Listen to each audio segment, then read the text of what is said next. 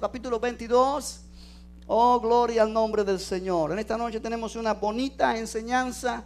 Realmente me fascina de lo que trata, y usted, yo sé que va a quedarse también bien impactado con esta lección. Lucas capítulo 22, versículos 31 al 34. Cuando usted lo tenga, dice amén. Dice así la palabra del Señor. Dijo también el Señor: Simón, Simón, he aquí Satanás os ha pedido para zarandearos como a trigo, pero yo he rogado por ti que tu fe no falte, y tú, una vez vuelto, confirma a tus hermanos. Él le dijo: Señor, dispuesto estoy a ir contigo, no solo a la cárcel, sino también a la muerte.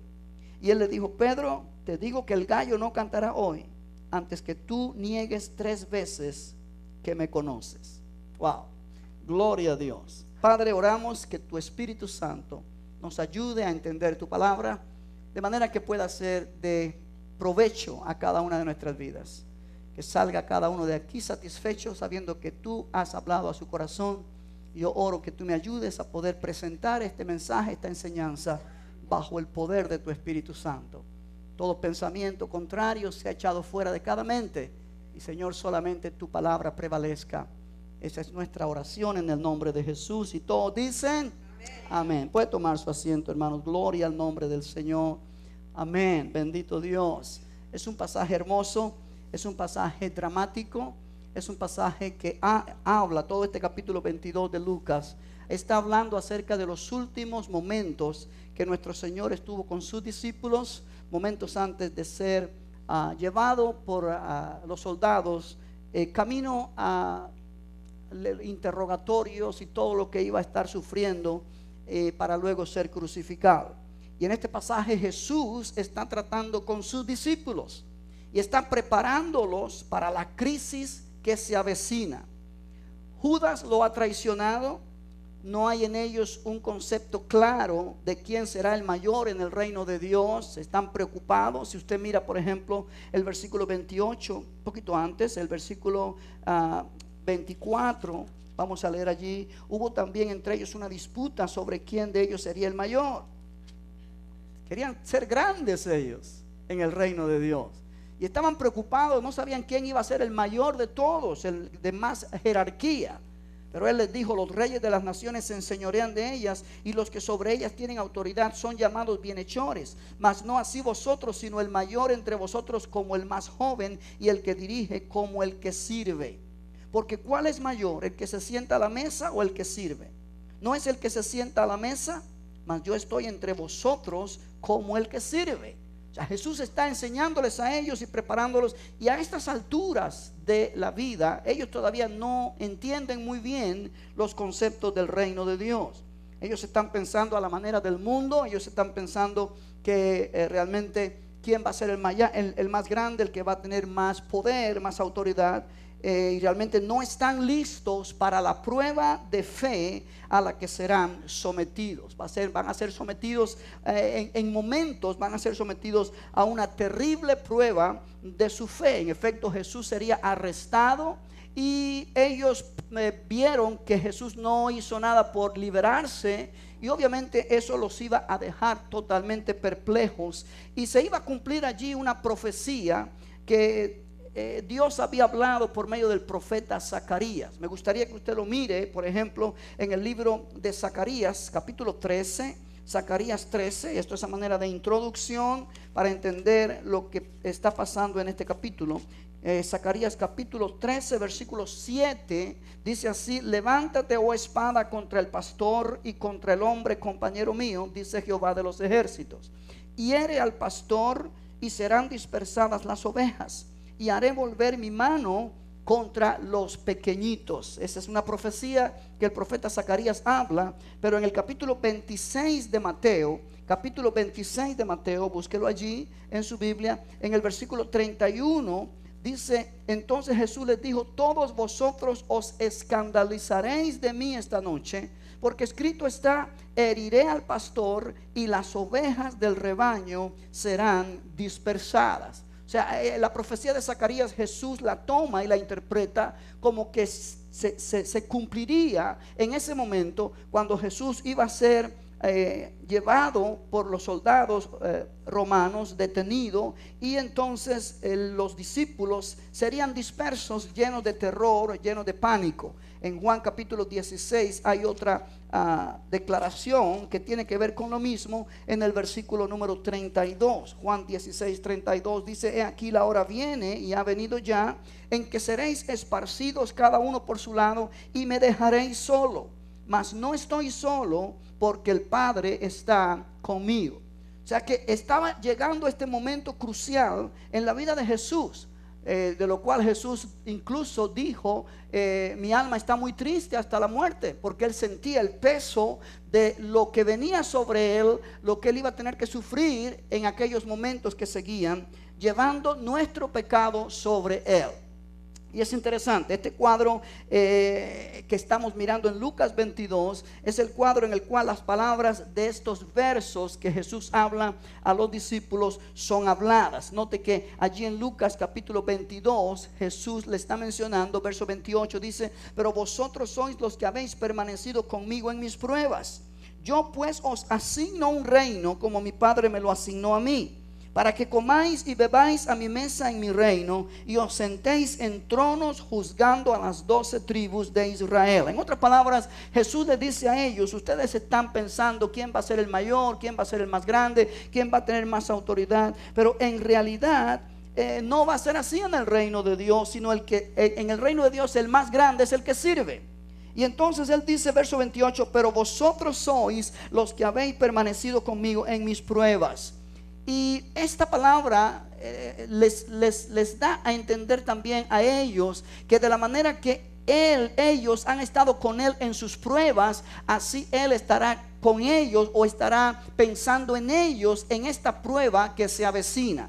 Si usted mira, por ejemplo, el versículo 31, dijo también el Señor: Simón, Simón, he aquí, Satanás os ha pedido para zarandearos como a trigo. Para zarandearos. O sea que la prueba, vamos a ponerlo así, no solamente iba a ser para Pedro, pero iba a ser para todos los discípulos.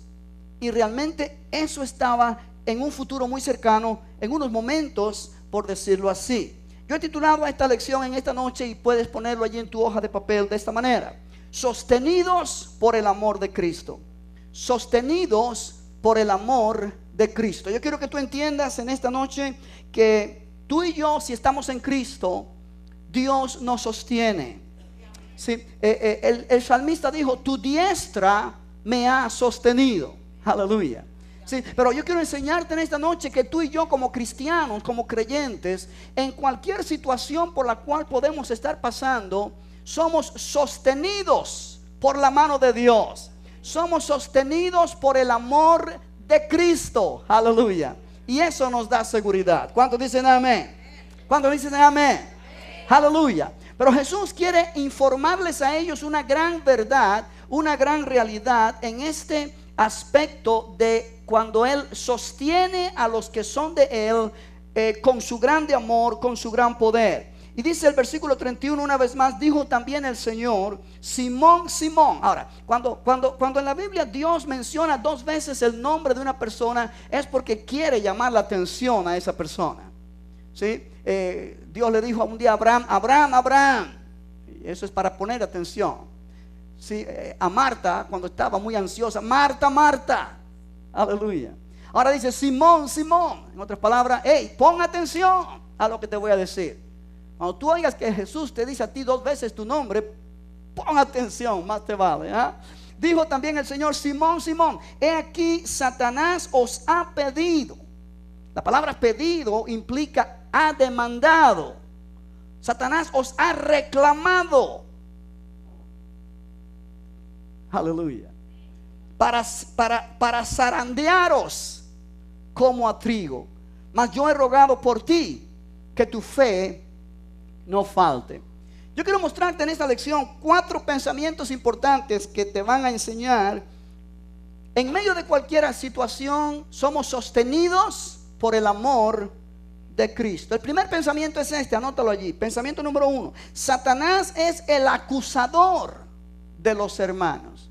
O sea, el acusador del pueblo de Dios. Su trabajo, su ocupación, su deleite es acusar delante de Dios a los que son hijos de Dios, a los que sirven a Dios, a los que han sido llamados por Dios. Si tú eres alguien que forma parte de ese pueblo de Dios, pues Satanás está interesadísimo en acusarte delante de Dios. Aleluya. Satanás os ha pedido. Jesús está hablando a Pedro y a los discípulos. Satanás os ha pedido para zarandearos como a trigo. Oye bien esto, iglesia. En cada circunstancia adversa que nosotros enfrentamos, Satanás quiere aprovechar para poner a prueba nuestra fe y acusarnos delante de Dios. Cada circunstancia, cada situación adversa en la cual tú te encuentras de repente, cada momento cuando tu fe es agitada, cada momento cuando tú te sientes que estás enfrentando una situación más grande que tú, el enemigo va a querer realmente aprovechar esa situación para poner a prueba tu fe y acusarte delante de Dios que tú realmente no vas a poder pasar la prueba, o que tú realmente le sirves al Señor por algún interés personal. Cuando tú miras en la Biblia, Satanás es el acusador de los hermanos. Yo quiero que tú mires 3 pasajes para apoyar este punto. Primero, en el libro de Zacarías, capítulo número 3. Zacarías, en el Antiguo Testamento, capítulo 3, se nos muestra a Josué, el sumo sacerdote, y dice allí el versículo 1: me mostró al sumo sacerdote Josué, el cual estaba delante del ángel de Jehová, y Satanás estaba a su mano derecha para bendecirle. No, Satanás no bendice a nadie, ni él mismo se bendice. Para acusarle, oye bien eso, para acusarle. Gloria al nombre del Señor. Pedro mismo, quizá basado en esta experiencia, él dijo en su epístola primera que el diablo anda como león rugiente buscando a quien devorar. Ese es el trabajo de él. Nuestro adversario, el diablo, anda como león rugiente. No es un león, pero él aparenta ser un león. Ruge como un león para intimidar, buscando a quien devorar. No buscando a quien felicitar, buscando a quien devorar. Aleluya. Pero en el libro de Apocalipsis, capítulo 12, hay otro pasaje que nos apoya en este concepto. Apocalipsis capítulo 12, verso 10, dice la escritura: entonces oí una gran voz en el cielo que decía: ahora ha venido la salvación, el poder y el reino de nuestro Dios y la autoridad de su Cristo, porque ha sido lanzado fuera el acusador de nuestros hermanos, el que los acusaba delante de nuestro Dios. ¿Cuándo?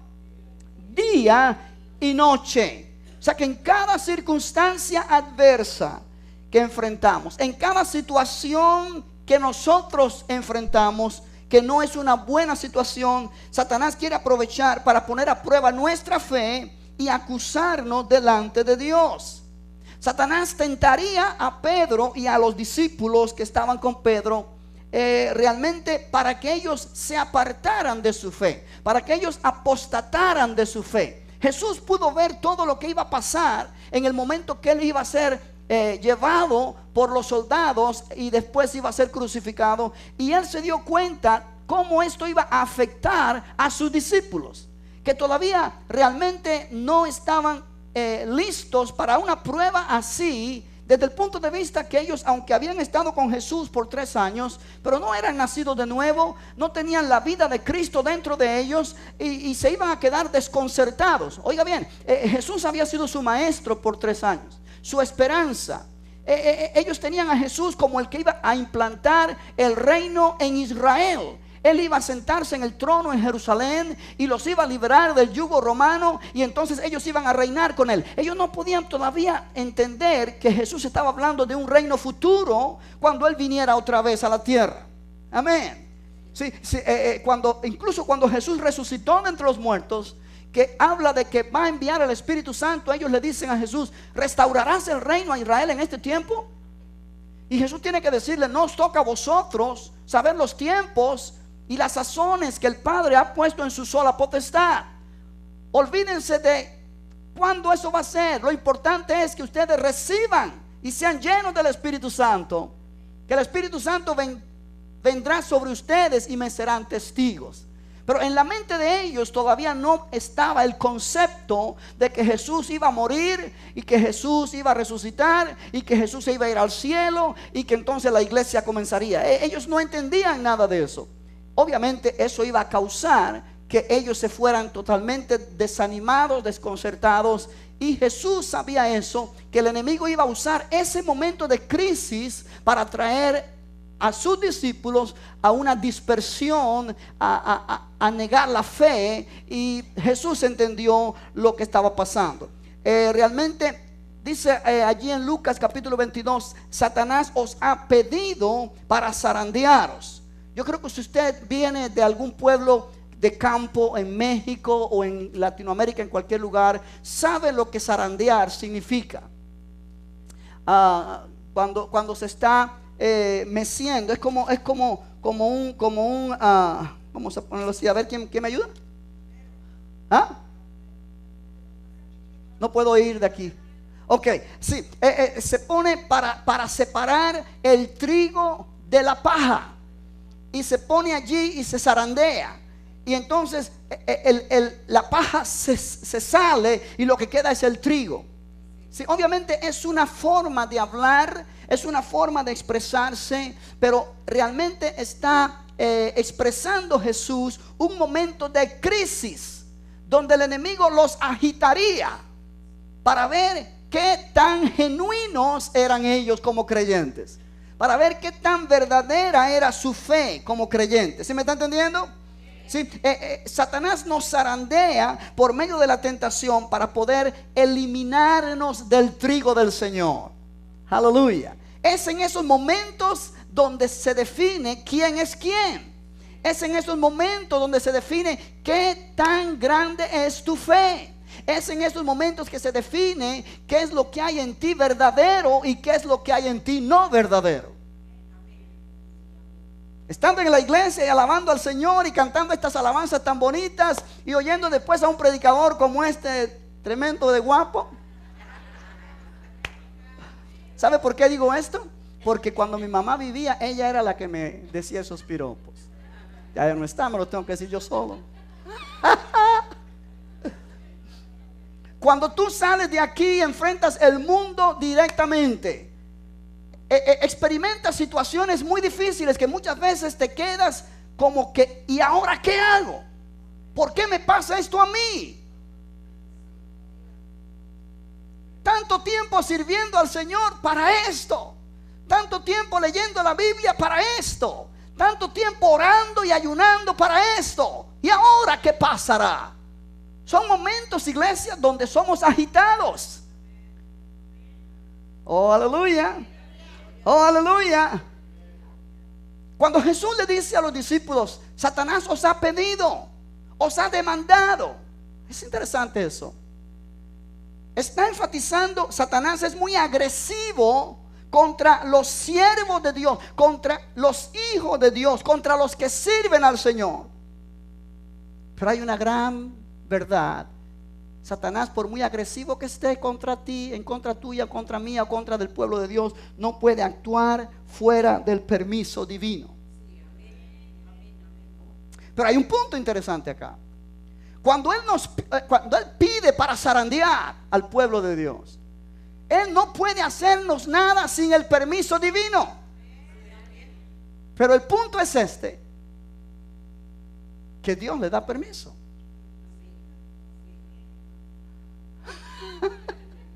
Amén. Yo quiero que tú mires en el libro de Job por un momento, en el Antiguo Testamento. Job capítulo 1. Oh, aleluya. ¿Está interesante o no está interesante? Ok. Todos pasamos por momentos difíciles en la vida y todos somos tentados y todos somos agitados y todos de repente somos zarandeados. Ok. Aleluya. En Job capítulo 1, para no leer todo este capítulo, pero Job de repente empieza a enfrentar problemas en su vida. Su vida ha sido próspera, su vida ha sido saludable, su vida ha sido bendecida, pero de repente como que todo viene en contra de él. Se desata Problema tras otro problema, problema tras otro problema. Y en versículo 8 dice la escritura, vamos a leer también el 6. Un día vinieron a presentarse delante de Jehová los hijos de Dios, entre los cuales vino también Satanás. En el Antiguo Testamento los ángeles son llamados hijos de Dios. Satanás es un ángel caído, pero sigue siendo un ángel. Y dijo Jehová a Satanás, ¿de dónde vienes? Respondiendo Satanás a Jehová, dijo, de rodear la tierra y de andar por ella. Y Jehová dijo a Satanás, ¿no has considerado a mi siervo Job, que no hay otro como él en la tierra, varón perfecto y recto, temeroso de Dios y apartado del mal? Respondiendo Satanás a Jehová, dijo, ¿acaso teme Job a Dios de balde? En otras palabras, es puro interés. ¿No le ha acercado alrededor a él y a su casa y a todo lo que tiene? Al trabajo de sus manos has dado bendición, por tanto sus bienes han aumentado sobre la tierra. Pero extiende ahora tu mano y toca todo lo que tiene, y verás si no blasfema contra ti en tu misma presencia. Eso es una acusación. Eso es una tremenda acusación que Satanás está haciendo a Dios en contra de Job. O él está acusando a Job delante de Dios, pero está usando un argumento. Job te sirve por conveniencia, porque tú le has cercado de bendición y yo no le puedo tocar. Pero quita esa protección y verás cómo maldice y cómo ya no te sirve más. Eso es lo que estamos hablando en esta noche. Pero es interesante, versículo 12 dice, dijo Jehová a Satanás, he aquí todo lo que tiene está en tu mano, solamente no pongas tu mano sobre él. O sea, Dios le da permiso, pero permiso limitado. Y salió Satanás de delante de Jehová. Y todo lo que sigue del capítulo es una tragedia tras otra que empieza a venir a Job. Una tragedia tras otra, una tragedia tras otra. Capítulo 2, versículo 1. Aconteció que otro día vinieron los hijos de Dios para presentarse delante de Jehová. Y Satanás vino también entre ellos, presentándose delante de Jehová. Y dijo Jehová a Satanás, ¿de dónde vienes? Respondió Satanás a Jehová y dijo, de rodear la tierra y de andar por ella. Y Jehová dijo a Satanás, ¿no has considerado a mi siervo Job? Otra vez lo mismo. Que no hay otro como él en la tierra, varón perfecto y recto, temeroso de Dios y apartado del mal, y que todavía retiene su integridad, aun cuando tú me incitaste contra él para que lo arruinara sin causa. Respondiendo Satanás dijo a Jehová, piel por piel, todo lo que el hombre tiene dará por su vida. Pero extiende ahora tu mano y toca su hueso y su carne, y verás si no blasfema contra ti en tu misma presencia. Y Jehová dijo a Satanás, he aquí él está en tu mano, mas guarda su vida. Entonces salió Satanás de la presencia de Jehová e hirió a Job con una sarna maligna desde la planta del pie hasta la coronilla de la cabeza. Ahora presta atención, Satanás es el que hiere a Job. Él es el autor de la enfermedad, él es el autor de los problemas, no es Dios. Ahora, no voy a entrar en detalles del libro de Job porque estaríamos aquí toda la noche. Es complicado. Es complicado. Dios mismo da testimonio de que Job es un hombre perfecto, recto, temeroso de Dios y apartado del mal. Dios mismo dice, tú me incitaste, le dice a Satanás, para que lo arruinara sin causa. O sea, no entendemos plenamente cuál es la razón por la cual Dios da permiso a Satanás para que toque a Job. Fíjate que Satanás no puede hacer nada si Dios no le da permiso. Dios ha acercado a Job con protección divina.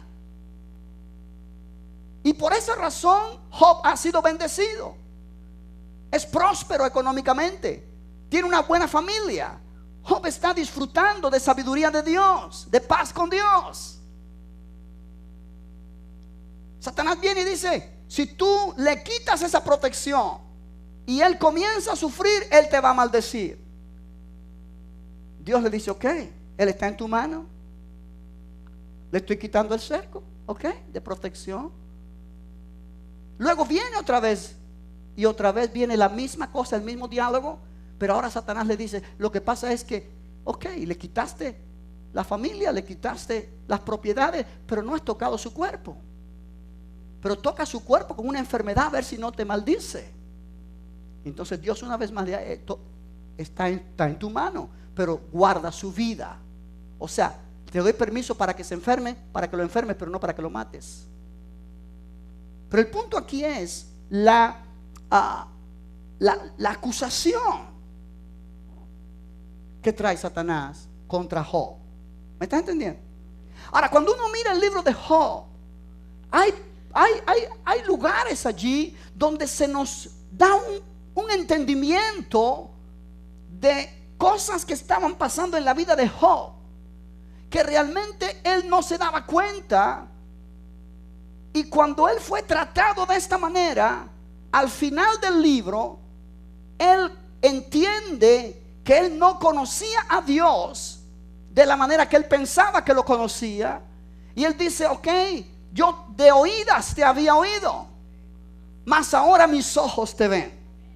Él dice, yo hablaba lo que no entendía. Y dice la escritura en el capítulo 42 de Job, no lo tiene que buscar, que Dios bendijo a Job una vez que todo este proceso pasó. Y Job tuvo una vida más próspera y más bendecida que al principio. Job aprendió algo de Dios en su vida.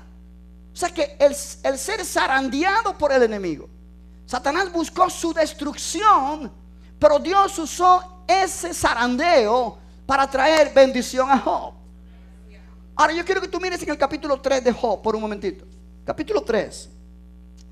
En el capítulo 3 de Job, oh aleluya, en el versículo 25 y 26, la palabra nos da una idea de lo que había en el corazón de Job, que pudo haber causado que Dios diera permiso para que Satanás tocara a Job y a todo lo que tenía. Verso 25, ¿ya lo encontró? Job está hablando aquí. Job dice, porque el temor que me espantaba me ha venido, y me ha acontecido lo que yo temía. No he tenido paz, no me aseguré, ni estuve reposado. No obstante, me vino turbación. Note que estas palabras son interesantes. Estas palabras son interesantes porque Job está aquí hablando acerca de que él tenía temor de que le pasara lo que le pasó. El temor abre la puerta al enemigo.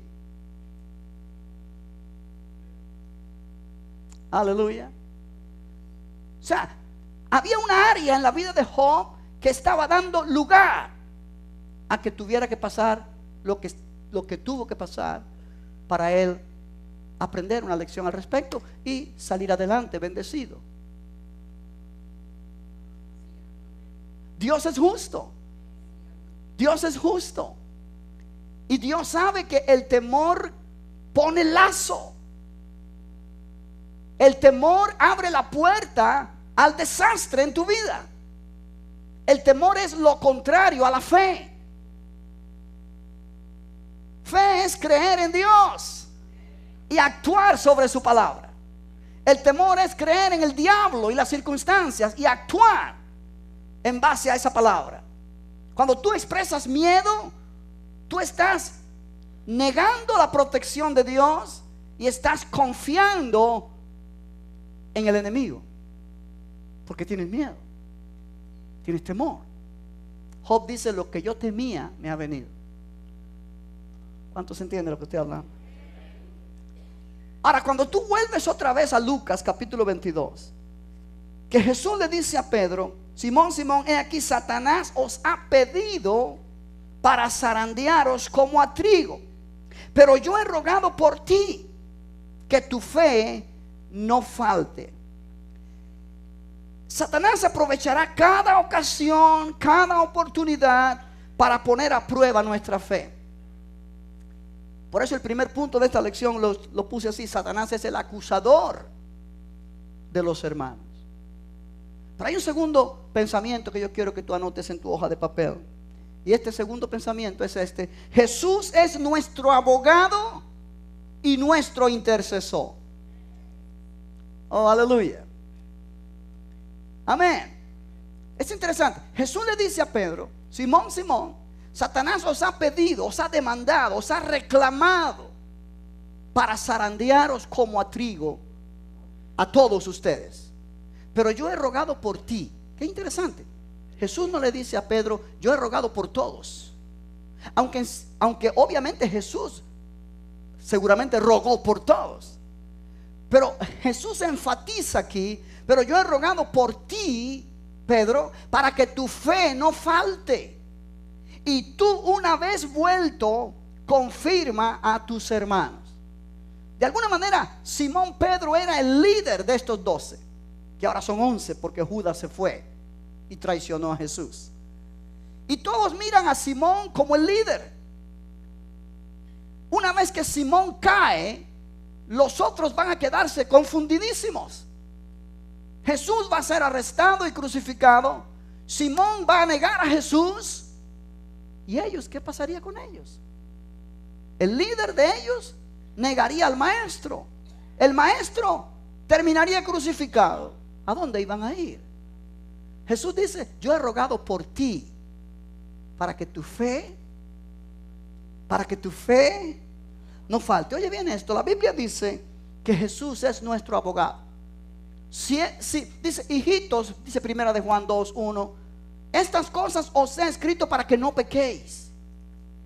Pero si alguno peca, abogado tenemos para con el Padre, a Jesucristo, aleluya, el justo. Oh, gloria al Señor. Qué bueno es saber eso, iglesia. Cuando Dios no quiere que tú y yo pequemos, en efecto, Dios nos ha dado la habilidad para no pecar. Pero Él también conoce que muchas veces somos débiles. No debemos serlo, pero hay veces que nos descuidamos y podemos pecar. Y Él dice: ok, estas cosas os escribo para que no pequen. Pero si alguno peca, sepa que no está perdido, porque hay un abogado que te defiende de toda acusación que Satanás traiga contra ti. Oh, iglesia, cuando tú y yo pecamos en algún momento de la vida, yo estoy seguro que el diablo toma esa oportunidad para señalarte delante de Dios y decir: mira, el que tú dices que es tu hijo, el que tú dices que es redimido por la sangre del Cordero, ahí acaba de pecar. Legalmente, él se siente con el derecho de acusarnos delante de Dios. Pero qué bueno es saber que Jesús está allí a la diestra de Dios para defendernos y decirle al Padre: Padre, mi sangre derramé por él. Aleluya, aleluya, aleluya, amén. Hay poder en la sangre de Jesús. La Biblia dice: la sangre de Jesucristo, su Hijo, nos limpia de todo pecado. Oh, iglesia, eso es seguridad espiritual. ¿Cuántos dicen gloria a Dios a esa verdad? Eso es lo que nos garantiza a nosotros estar en la presencia del Señor siempre. Y cuando tú pecas, cuando tú fallas a Dios por alguna razón, no dejes que el diablo te engañe pensando que ya tu salvación se perdió o todo se acabó y ahora ¿qué vas a hacer? Ya Dios no te ama. No, todo lo contrario. Dios ha hecho provisión en la sangre de Jesús para que tú puedas mantenerte firme en su presencia aun cuando pecamos. ¿Por qué? Porque cuando pecamos, nuestro abogado está allí a la diestra del Padre para defendernos. Y entonces la Biblia dice: si confesamos nuestros pecados, Él es fiel y justo para perdonarnos nuestros pecados y limpiarnos de toda maldad. Oh, aleluya, eso es poderoso. Hay seguridad de perdón y seguridad de restauración. Y Jesús quiere que sus discípulos entiendan esto. Ellos van a pasar por un bache, ellos van a pasar por un momento de crisis fuerte, pero Él está diciendo desde antes que suceda: cuando esto suceda, sepan que yo voy a estar rogando por ti, Pedro, para que tu fe no falte. Y en esa intercesión hay fortaleza. Jesús oró por los discípulos para que su fe no faltase, especialmente por Pedro. Ahora es interesante: a Satanás no se le impidió que tentara a Pedro. ni tampoco se le prohíbe que nos tiente a nosotros. Él es el tentador. Él tentó a Jesús. La decisión para la victoria o para la derrota es hecha por la persona que es tentada. Déjame decirte esto otra vez. Oye bien, tú y yo no podemos evitar ser tentados por el diablo. Él usará crisis, él usará situaciones, él usará circunstancias para hacerte dudar de Dios, para hacerte dudar de tu salvación, para hacerte ver un miserable. Él usará situaciones. Pero la victoria o la derrota final a esa tentación solamente la puedes decidir tú cuando eres tentado. Amén. La intercesión de Jesús por Pedro hizo posible que después de todas las pruebas él se arrepintiera. Es interesante. Cuando tú miras la historia, Pedro negó a Jesús, como Jesús le dijo que lo iba a hacer. Vamos a leer allí en Lucas 22 otra vez.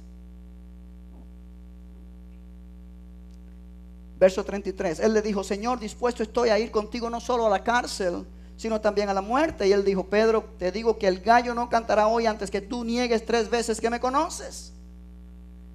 Y cuando tú lees todo el capítulo 22 al final, ahí está el momento cuando Pedro negó a Jesús. En un momento breve, 3 veces dijo: yo no conozco a ese hombre, yo no sé quién es él, yo no soy de él. Y cuando Pedro hizo la última negación, dice la palabra Jesús estaba cerca de él.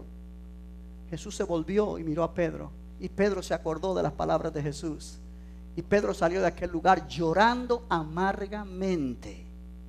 Oh, aleluya. Oh, aleluya. Jesús intercede por nosotros constantemente. Ahora, es interesante. La intercesión de Jesús por Pedro no frenó a Pedro de no negar a Jesús.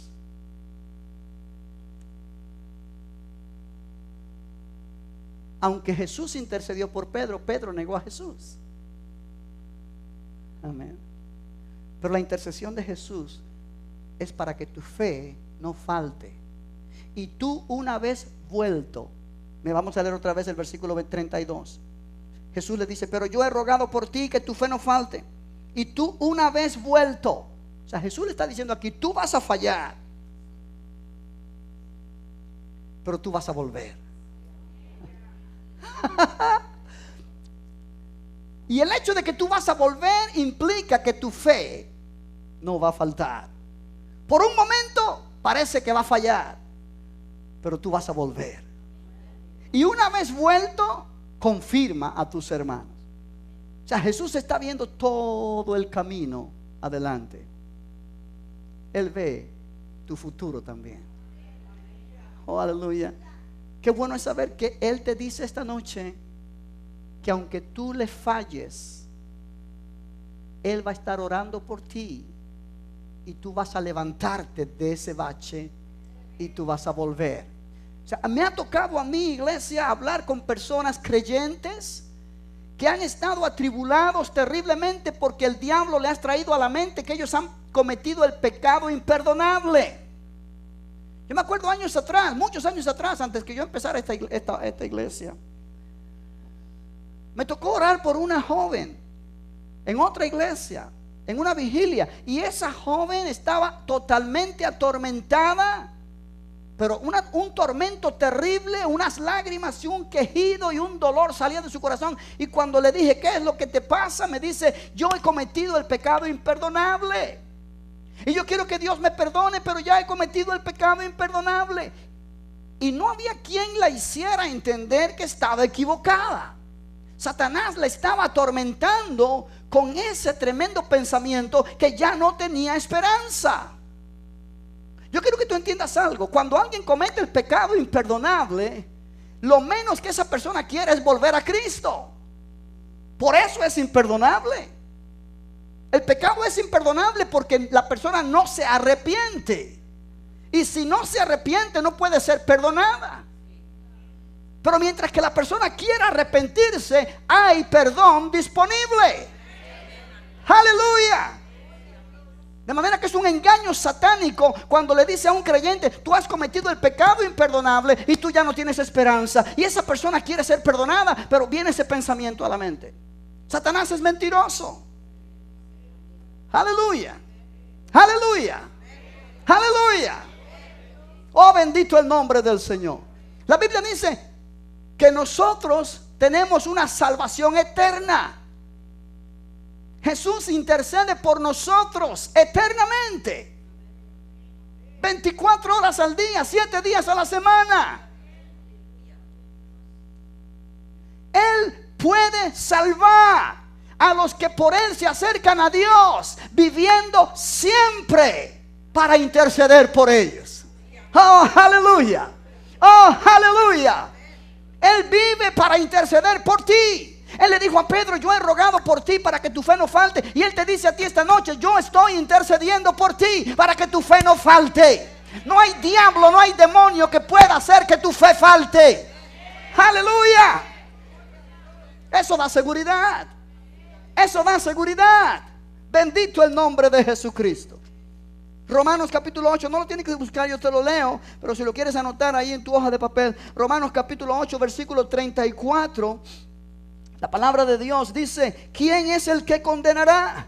Cristo es el que murió, más aún el que también resucitó, el que además está a la diestra de Dios, el que también intercede por nosotros, el que también intercede por nosotros. Hebreos 7:25. Él puede salvar a todos los que se acercan a Dios a través de Él, porque Él vive para interceder por ellos. Oh, gloria al nombre del Señor. Jesús orando al Padre en Juan 17 le dice: Padre, yo oro por ellos para que tú le guardes. No son del mundo. Yo quiero que tú mires Juan capítulo 17 un momentito. El tiempo se me va, pero me interesa que mires esta escritura porque realmente es bien, bien importante. Quizá tú estás pasando en esta noche por un momento difícil en tu vida de fe, y el enemigo te está confundiendo. Oh, es que tú no eres de Cristo, es que tú eres un hipócrita, es que tú eres un mentiroso, es que tú no eres sincero, y te está atormentando con ese pensamiento. Oh, Jesús te ama, Dios te ama. Jesús intercede por ti y su intercesión asegura tu salvación eterna. Oh, aleluya. Su intercesión asegura tu salvación eterna. Vuelvo a decirlo: su intercesión por ti asegura tu salvación eterna. Gloria al nombre del Señor. El único que puede perder la salvación es el propio creyente cuando renuncia a lo que ha recibido de Dios. Pero no hay nadie que te haga perder tu salvación si tú no quieres perderla. Amén. Juan 17, versículo 9. Jesús está orando por sus discípulos y por todos los que creerían en Él. Dice: yo ruego por ellos. No ruego por el mundo, sino por los que me diste, porque tuyos son. Y todo lo mío es tuyo y lo tuyo mío. Y he sido glorificado en ellos. Y ya no estoy en el mundo, mas estos están en el mundo. Y yo voy a ti, Padre Santo, a los que me has dado, guárdalos en tu nombre, para que sean uno, así como nosotros. Ahora mira el versículo 15. Versículo 15 dice: no ruego que los quites del mundo, sino que los guardes del mal o del maligno. No soy del mundo, como tampoco yo. No son del mundo, como tampoco yo soy del mundo. Santifícalos en tu verdad. Tu palabra es verdad. Como tú me enviaste al mundo, así yo los he enviado al mundo. Y por ellos yo me santifico a mí mismo, para que también ellos sean santificados en la verdad. Mas no ruego solamente por estos, sino también por los que han de creer en mí por la palabra de ellos. Y allí estás tú incluido. Allí estoy yo incluido. Y Él dice: yo no ruego solamente por estos que están conmigo aquí, yo ruego por los que van a creer en mí por la palabra de estos. Y la palabra de estos ha venido hablándose y hablándose y hablándose y hablándose hasta llegar a tu vida, y tú eres uno de ellos. ¡Aleluya! ¡Oh, gloria al Señor! ¡Gloria al Señor! ¡Aleluya! Jesús es nuestro abogado. Él es nuestro intercesor. Él es nuestra seguridad. Pero hay un tercer pensamiento que yo quiero que tú anotes en tu hoja de papel. Y es este: nuestro corazón es engañoso. Nuestro corazón es engañoso. Y Pedro lo demostró. Pedro le dice a Jesús allí en Lucas 22:33: Señor, dispuesto estoy a ir contigo no solo a la cárcel, sino también a la muerte. En otro de los evangelios, Pedro le dice a Jesús: hey, Señor, tú no sabes que aunque todos ellos se escandalicen de ti, yo nunca me escandalizaré. Señor, cuenta conmigo, yo siempre estaré ahí para ti. Señor, a mí no hay quien me tumbe. Ese es Pedro hablando, ese es Simón, mejor dicho, ese es Simón hablando. Ahora tú te das cuenta que hay un motivo por el cual Satanás pide a Pedro para ser zarandeado. Porque el diablo sabe que el orgullo en Simón lo tiene en sus manos. Simón es puro orgullo. Él está confiando en él mismo. Cuando tú confías en ti mismo y tú dices, bueno, eso le podrá pasar a aquel que aprendió apenas aceptó a Cristo, o aquel que es un desobediente, pero yo nunca lo haría. Yo nunca diría eso. Yo soy un santo. Yo soy... Oh, iglesia, la Biblia dice: el que crea o piense que está firme, mire que no caiga. ¿Sabe que yo he mirado a través de los tiempos que los que creen más firmes estar son los que más rápido caen? Porque el confiar en sí mismo es el camino a la perdición, a perder, no es a ganar. Amén. En la respuesta de Simón se puede ver por qué él necesitaba una intercesión especial de parte de Jesús.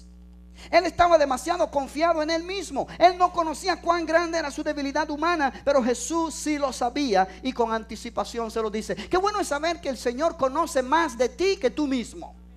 Él conoce más de mí que yo mismo. Él me conoce más a mí que lo que yo me conozco a mí mismo. Mi corazón me engaña. La Biblia dice: el corazón del hombre es engañoso.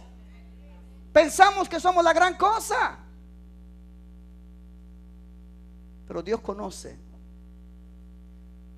lo profundo de nuestra vida. Y Dios conoce actitudes, y Dios conoce pensamientos, y Dios conoce motivaciones que están en lo más profundo de nuestro ser, que muchas veces ni nosotros nos damos cuenta que están allí. Muchas veces pensamos que estamos sirviendo a Dios por puro amor a Dios, y es por una conveniencia, o es por aparentar, o es por apantallar. Pero nuestro corazón nos engaña y pensamos que estamos haciendo las cosas bien, y tenemos que ser tocados por Dios para que nos diga: ¿sabes qué? Tu motivación es errónea. El Señor conoce nuestros pensamientos, y qué bueno que así es, porque si no nos engañamos todos. Aleluya, aleluya. Jesús conocía la debilidad del carácter de Simón Pedro. El diablo lo sabía, pero Jesús también lo sabe. Jesús le había dicho a Pedro y a sus discípulos: a donde yo voy no me puedes seguir ahora, mas me seguirás después. Jesús nos conoce a ti y a mí mejor que nosotros mismos. Por eso debemos confiar plenamente en Él. Jeremías 17:9 dice: el corazón del hombre es engañoso. Pedro pensó que él era muy fuerte. Su deseo era no negar a su maestro. Yo estoy seguro que Pedro era sincero. Amén. Sin duda, él no quería negar a su maestro. Él era sincero en lo que decía: Señor, yo nunca te dejaré. Esa era su intención, yo estoy seguro. Pero él no sabía que en su carne era débil. Después que pasa esto, ellos van a orar. Jesús les dice a Pedro, a Juan y a Jacobo: está conmigo aquí y oren conmigo. Y Jesús va un poquito más adelante y empieza a orar, y cuando regresa los encuentra dormidos. Y Jesús les dice: velad y orad para que no entréis en tentación. El espíritu en verdad está dispuesto, pero la carne es débil.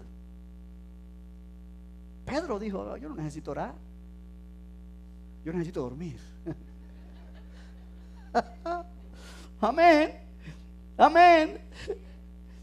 Él pensó que él era muy fuerte. Su deseo era no negar a Jesús. Él era sincero en lo que decía. Pero iglesia, la verdad era que él era débil, y en verdad tuvo miedo y negó al Señor exactamente como Jesús le había dicho que iba a hacer. Qué tremendo. Qué bueno saber que Dios nos conoce. Jesús nos conoce. Y Jesús le dice: Pedro, te digo que el gallo no cantará hoy antes que tú niegues 3 veces que me conoces. En los versículos 54 al 62 de Lucas, allí está descrito cómo Pedro negó a Jesús 3 veces. Anótalo en tu hoja de papel. Y aquí está el cuarto punto para terminar. El cuarto pensamiento: nuestra victoria no está en nuestra fuerza, pero en nuestra fe. Nuestra victoria sobre la tentación, nuestra victoria sobre cuando el diablo viene a zarandearnos como a trigo, no está en nuestra fuerza, está en nuestra fe. Lo que el enemigo trata de quitarnos es nuestra fe. Amén. Fe en Jesús y en su obra redentora. Cuando Pedro dijo: vuestro adversario el diablo anda como león rugiente buscando a quien devorar, él dijo: al cual resistí firmes en la fe. Efesios 6, 10 al 18 habla de tomar la armadura de Dios para estar firmes cuando viene el día malo. Cuando todo acaba, mantenernos firmes. Amén. ¿Me está entendiendo, iglesia? Oh, gloria a Dios. En Apocalipsis 12, cuando hablamos de que el diablo es el acusador de los hermanos, que los acusaba de día y de noche, dicen ellos, dice: pero ellos le han vencido con la sangre del cordero y la palabra de su testimonio, y no menospreciaron sus vidas hasta la muerte. O sea, ellos decidieron obedecer a Dios frente a toda acusación diabólica. Ellos creyeron en el poder de la sangre de Jesús, que los limpia de todo pecado, y ellos hablaron con su boca esa palabra, y de esa manera vencieron toda tentación y toda acusación del enemigo. Y tú y yo estamos para ser igual. Cuando el enemigo trae acusación a tu mente, respóndele con la sangre de Cristo. Respóndele con la palabra de tu testimonio. Yo soy lo que Dios dice que yo soy, no lo que tú piensas que yo soy, no lo que yo aparento a ti que soy. No, yo soy lo que Dios dice que yo soy. Diablo, yo soy lo que Dios dice que yo soy. Aleluya. Oh, gloria al Señor para siempre. El valor de Pedro falló, pero no su fe. Aunque en un momento él negó, pero él se arrepintió. Él volvió. Él fue restaurado a la comunión con Cristo, y él fue usado grandemente para fortalecer al pueblo de Dios. Y cuando tú lees el libro de los Hechos, miras a un gran apóstol, Pedro, que se pone delante de la misma gente que crucificó a Jesús, delante del Sanedrín, que acusó y condenó a Jesús a la muerte, y buscó que Pilato condenara a Jesús. Esa misma gente, ahora Pedro está frente a ellos, y Pedro le dice: ustedes mataron a Jesús, al cual Dios resucitó. Y Pedro le dice: y no hay otro nombre bajo el cielo dado a los hombres en el cual podamos ser salvos. Y Pedro le dice: arrepiéntanse. El mismo Pedro que negó a Jesús y dijo: no, yo no conozco a ese tipo. Ahora dice: no hay otro nombre dado a los hombres. Hay un cambio radical, porque Pedro fue perdonado, él fue restaurado, y él fue lleno con el Espíritu Santo. Oh, gloria al nombre del Señor. El diablo quería terminar con Pedro de una vez, pero Jesús dijo: yo he rogado por ti. El diablo quiere terminar contigo, pero hay alguien que está rogando por ti. Y cuando Jesús ruega por ti y por mí, iglesia, no hay diablo que pueda vencer. Amén. No es agradable padecer las presiones, las tensiones y los ataques del enemigo. No es agradable sufrir, no es agradable pasar por esas experiencias. Sin embargo, para el creyente en buena relación con Dios hay un futuro brillante. Alabado sea el nombre del Señor. Hay seguridad en Cristo. Dilo conmigo: hay seguridad en Cristo.